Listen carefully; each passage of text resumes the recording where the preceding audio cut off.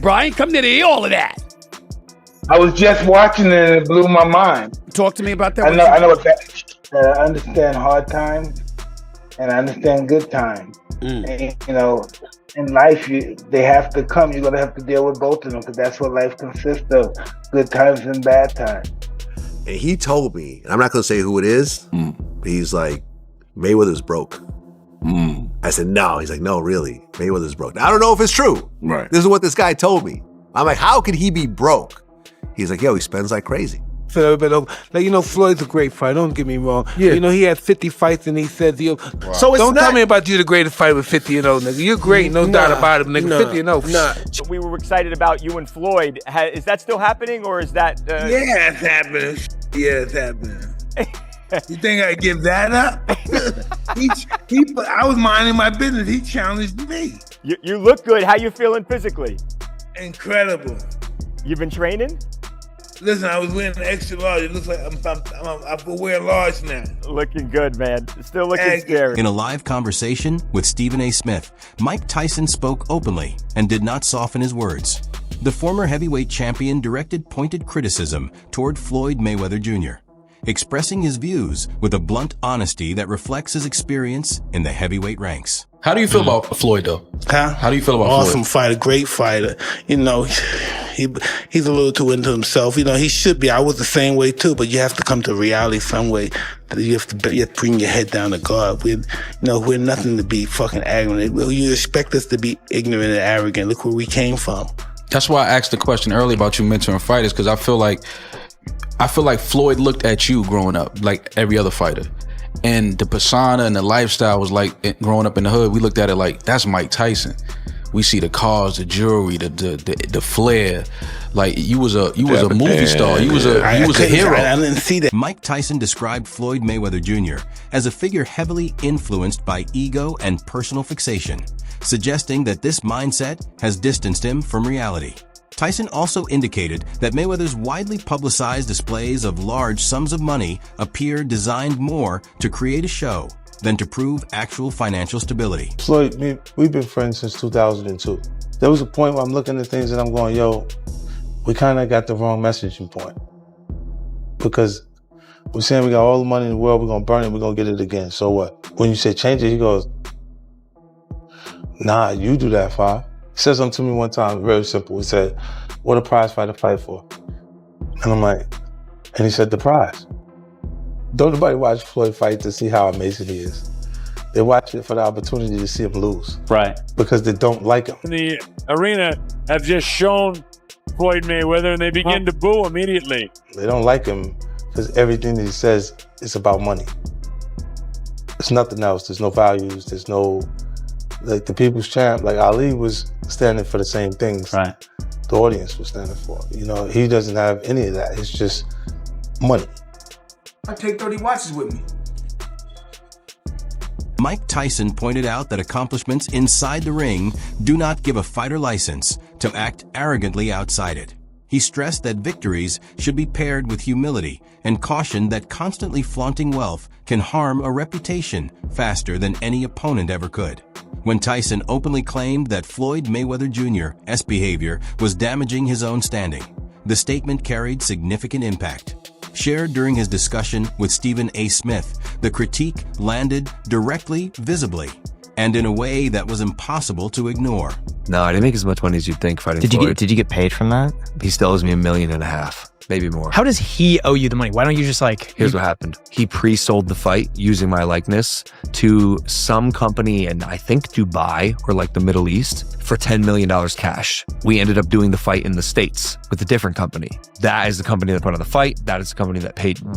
But he sold our fight with my name and likeness to someone else in Dubai for $10 million cash. It's our fight, bro. Our deal was 15%. He fucking smoked me. So I got 15% of it. 15% of $10 million is $1.5 million.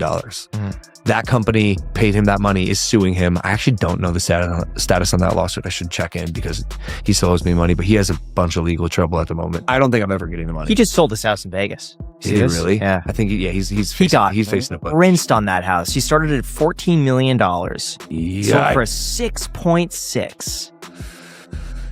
Mike Tyson claimed he could knock out Floyd Mayweather Jr. It went beyond typical trash talk. The statement came across less as provocation and more as a pointed lesson about respect, emphasizing that true regard should show in how someone carries themselves when the attention fades. The fan response was immediate and intense, as if a shockwave had cut through the room. Reactions were split. Some supported Tyson's perspective, while others pushed back strongly that no matter the side people took, Tyson's message was clear. Humility matters, and unchecked ego can make even the most celebrated names appear smaller. Ultimately, Tyson framed it like a closing punch in a fight.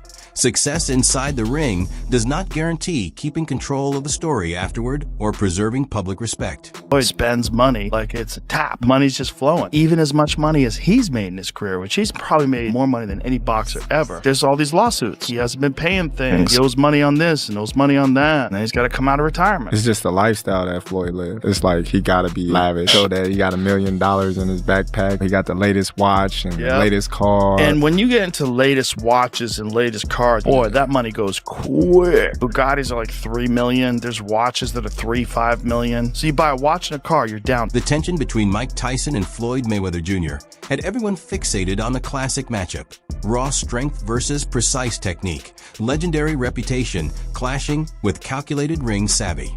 Then the conversation took an unexpected turn. As the analysis unfolded, Dwayne Wade started laughing while discussing the rumors about Mayweather's finances, and the focus shifted instantly. One moment the discussion revolved around fighting styles and in-ring legacy. The next, it felt like the spotlight had jumped to money matters and financial speculation. It was such a sudden pivot that it made you pause. How did the topic switch from strategy in the ring to financial details so fast? Third fight of the year for a Floyd Mayweather that is clearly going broke. And it's not just, and if you guys didn't see the video I did talking about Floyd coming back to fight Mike, this is not me sensationalizing. This is the truth. There is no speculation, but I told you guys, Floyd owes a lot of people a lot of money, and he don't have it.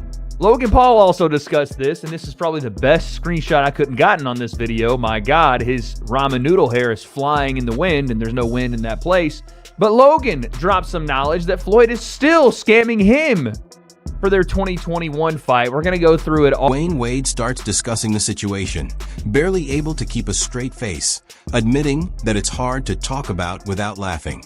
He highlights how Floyd Mayweather Jr. has lined up multiple fights in a single year, ranging from exhibition bouts to unusual crossover events, including the highly publicized matchup with Mike Tyson. At Wade's delivery suggests he finds the frequency of these events unusual, subtly hinting that the fast-paced schedule could be motivated by the desire for quick earnings.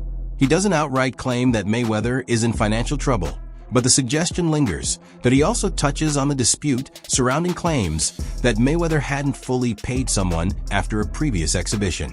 Whether true or not, Wade notes that once these stories get out, they tend to stick, continuing to follow the narrative no matter the actual facts behind them. Sold this house in Vegas. Did he really? Yeah. I think, he's He facing a bunch. rinsed on that house. He started at $14 million. He custom built the house, by the way, in like 2006. Yeah. Started at 14, reduced to 12, 10, 8 came on the market, and it was a lot of house for 8. Yeah. So for 6.6. Oh, he really got Just the cost to build that house was 9 or 10. Whoa, he got rinsed. Yeah. Goddamn. It was huge. Goddamn. Who would win in a fight?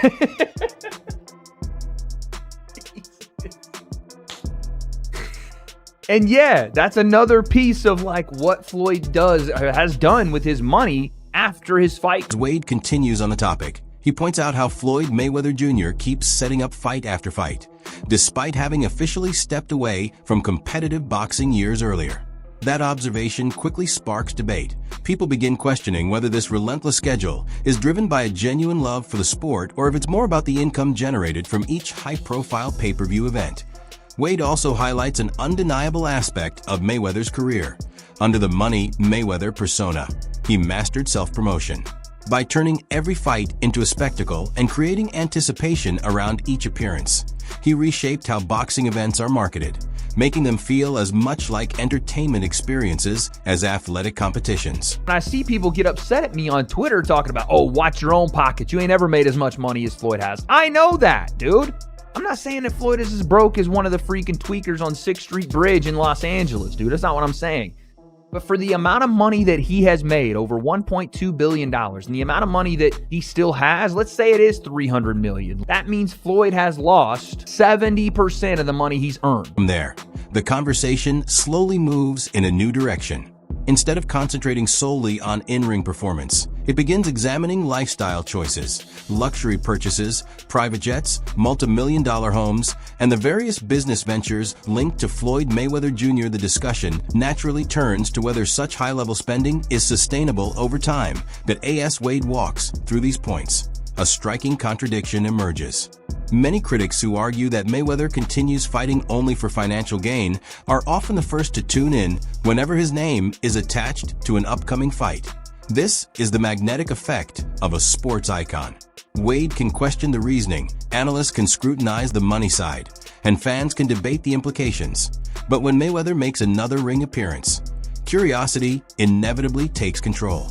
Opinions may clash, but attention almost always prevails. $1.4 million in jewelry debts that Floyd owes like hundreds of thousands of dollars in rent for a private New York apartment. His private jet fuel, he's not paid hundreds of thousands of dollars worth of fuel and maintenance. He put up one of his jets that I think he even sold, but one of his jets and I want to say one of his properties, like one of his homes, up as collateral for a $54 million loan from an individual, from a billionaire that had a 9% interest on The chatter around Floyd Mayweather Jr. chasing massive paydays had already stirred speculation.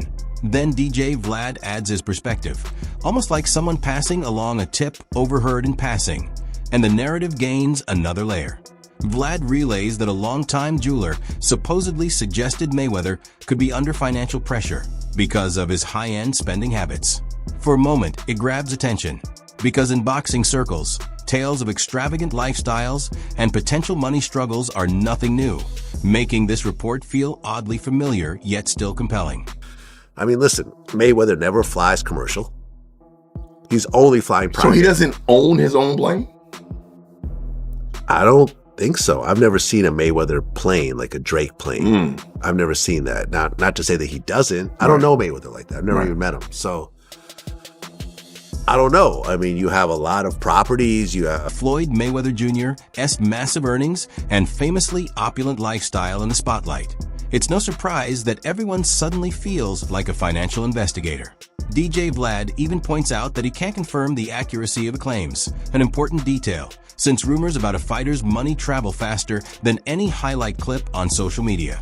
Still, as Vlad outlines the scale of Mayweather's extravagance, jets, multiple real estate holdings, high-end jewelry, and the carefully crafted Money Mayweather image maintained for over 2 decades, it's clear why speculation spreads. The portrayal of continuous wealth is so striking that people instinctively form assumptions, regardless of whether the reports have been substantiated. A lot of money you're constantly spending. Right. I don't know. Remember at one point he said he was buying like the jewelry district building. Yeah, and they said that wasn't true. Yeah. I don't know, man. I don't know this man's finance, but this guy told me that Mayweather is in financial problems. See, here's the part about actually losing your money when you're on that level and you're, kind of like flossing, showing. Floyd Mayweather Jr. has long centered his persona on luxury, cash piles, exotic cars, prime real estate, and an undefeated record that reinforces the Money Mayweather brand.